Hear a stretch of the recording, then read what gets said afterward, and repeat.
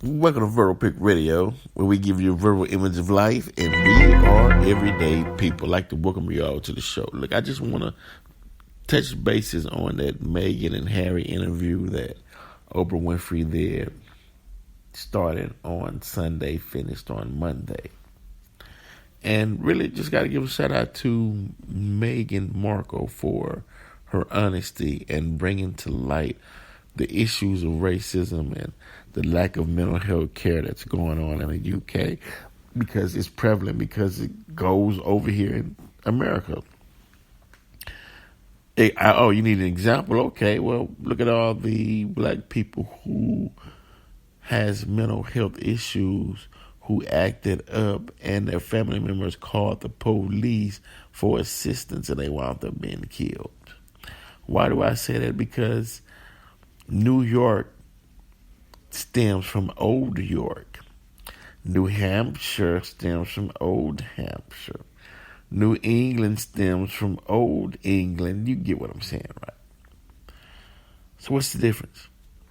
It's just that in the UK, it seems like they're better at covering up and pretending and keeping racism locked away, even though it exists.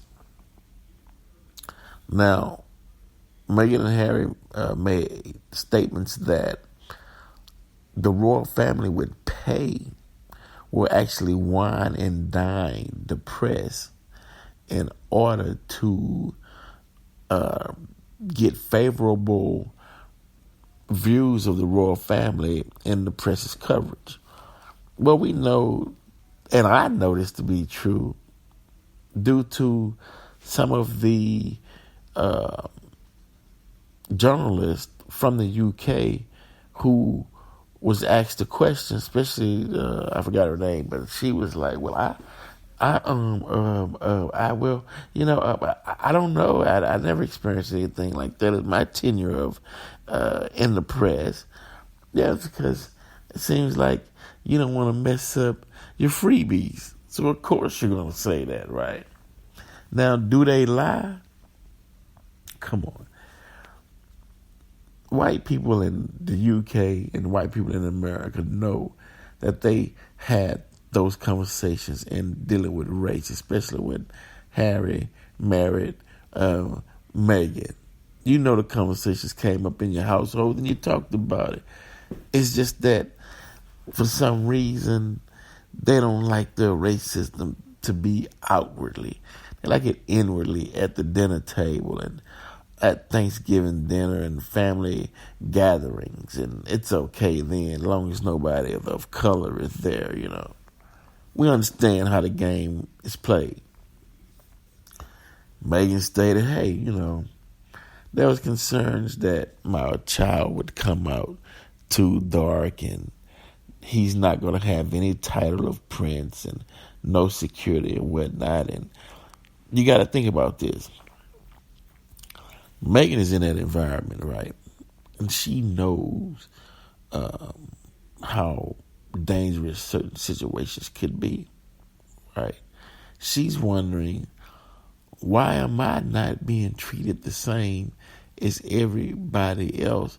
Why put my life out on a limb, right?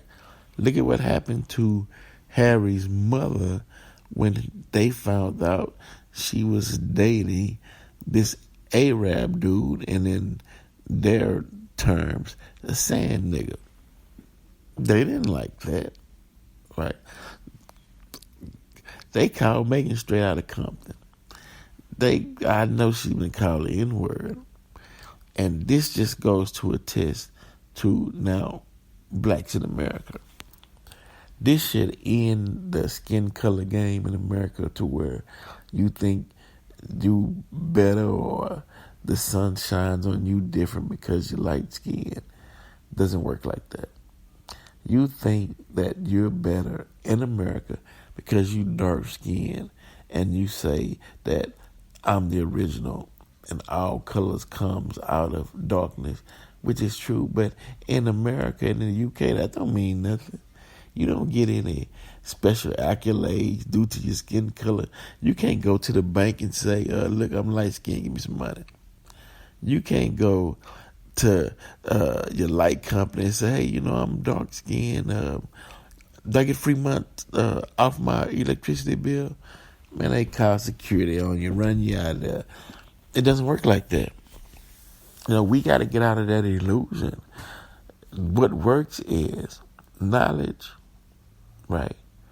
Understanding of that knowledge, and then action, putting that knowledge forth to use to where it benefits, to where you gather some type of gain by utilizing what you learn.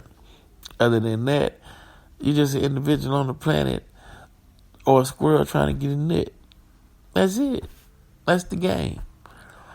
And I thank Megan for her honesty, because it puts so many different topics on the table that needs to be discussed so people can be healed and be free and stop holding on to something that doesn't matter and putting all your energy into it.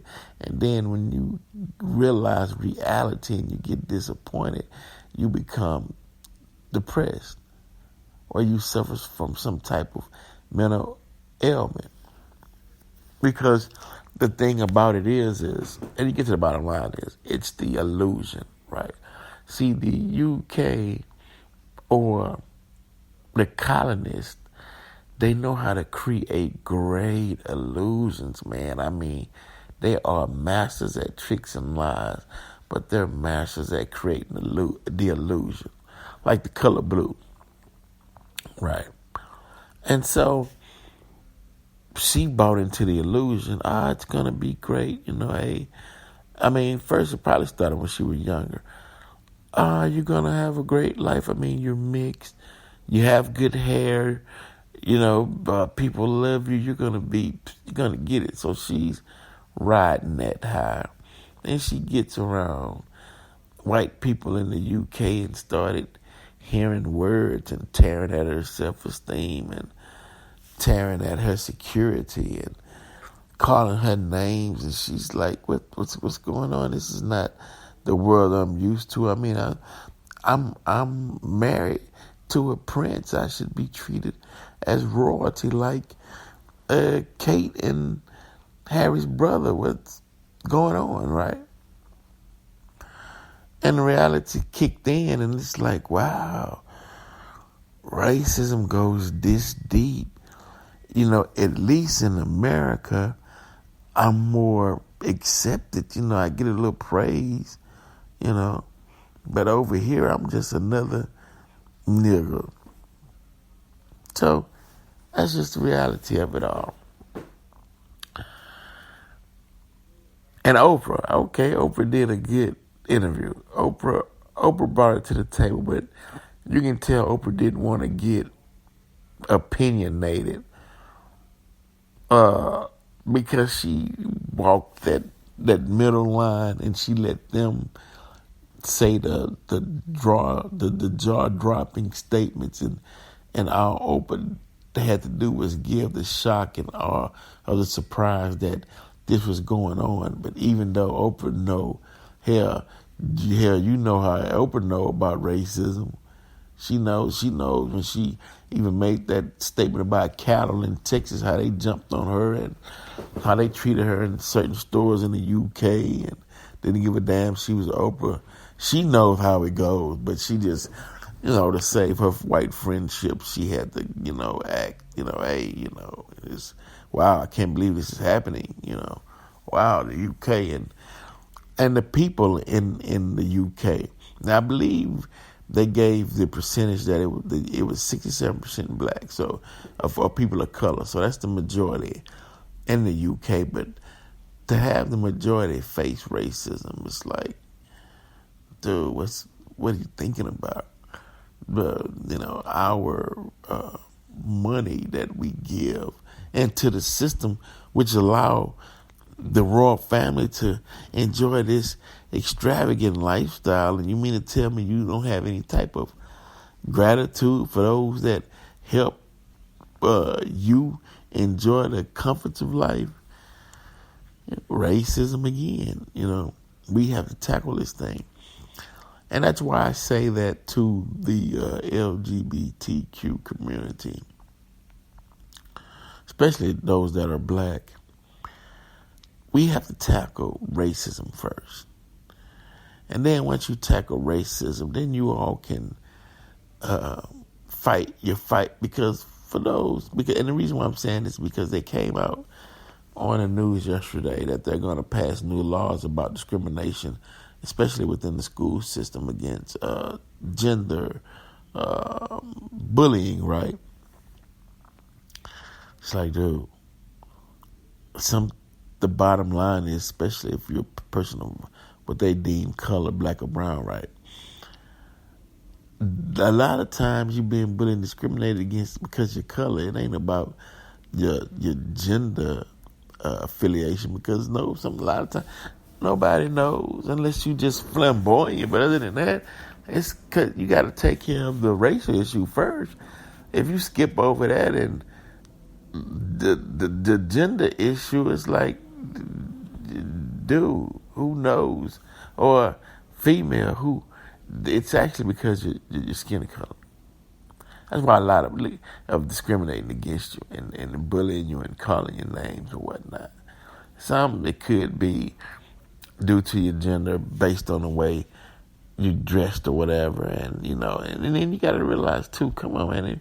When you're in elementary and junior high school and whatnot, them kids is learning what it's all about, and they haven't developed their critical thinking skills at that age. So, of course, when they see something that's different or in their eyes abnormal, of course they're going to say something.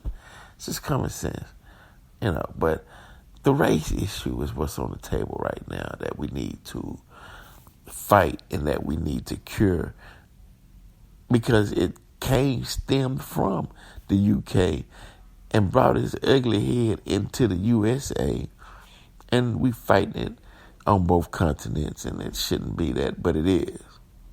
We have to solve that. So that's why I'm talking about this interview. I don't care what goes on in the royal family. The queen is the queen over there, It's not my business, but the race part needs to be tackled. And it went public to show that one drop rule is real, and they will treat you accordingly to that one drop. And the bigger question is, what's behind it? That's what we gotta ask. Why are white people so prejudiced against black and brown? Why will they come together and create a narrative to save themselves and justify why they feel a certain way? You can already see it in the UK. They doing damage control, and they're going to get they're going to get Meghan's father. They're going to get some more people to say, well, I don't know what they're talking about. Maybe her mental issues or whatever caused it. Maybe she's going through something, and maybe Harry's going through the death of his mother, and maybe this is their way of lashing out. It's a game. Just watch how they play the game. Watch. They're masters at illusions. They're masters at tricks and lies. And once because they have the money to run their story on the tabloids and in the media over and over again after the hype of Meghan and Harry's interview, watch the way they come back and sweep this thing all over the rug. And after they sweep it under the rug, Harry and Meghan, man, you all better make sure you have some solid ground to stand on, because they're going to make sure, or try to make sure, you all feel the heat. Believe me, because that's the way they get down. So here on Verbal Pick Radio, once again, we deal with these topics and subjects. Just just go back down the line. We've been dealing with these subjects for a minute, but I just want you all to know, honesty is the best policy. It refutes the lies, and that's another thing. And sometimes they don't want those lies to be uncovered, and they don't want the truth to be discovered. That's why they work so hard of maintaining a certain type of false image. But when someone comes and sheds light on that false image, they start scrambling and, oh my God, what we got to do? Okay, we got to have talks on this. They calling this one of the worst crises the UK had in over 85 years. And they're on it. It's damage control time now. The truth is out there. The people yeah, I know it was racism, but they were so afraid to stand up to the queen. It's the queen. You can't say that. You can't touch the queen. She's the queen. They're like, yeah, but if so many horrific things are taking place while the queen is on the throne, then the queen has to share some of the responsibility, and then she has to also help create the change to where those horrific things are not prevalent anymore. That's your grandchild, your great-grandchild. Or you're going to say, hey, oh my God, look at my great-grandchild. You're so dark. You can't hold a post. What are you doing? Why'd you bring her home? When we know the history, the queen ancestors, Queen Scotia, she was a mulatto. Her daddy was a Moor. That's why Harry got that little red afro, and that's why the queen's hair is a tad bit nappy.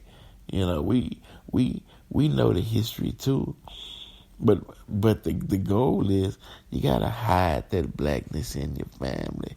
You don't want it to come out. You don't want people to talk about it. Even though, as I close, if there was no us, there would be no you. Verbal Pick Radio, we're out.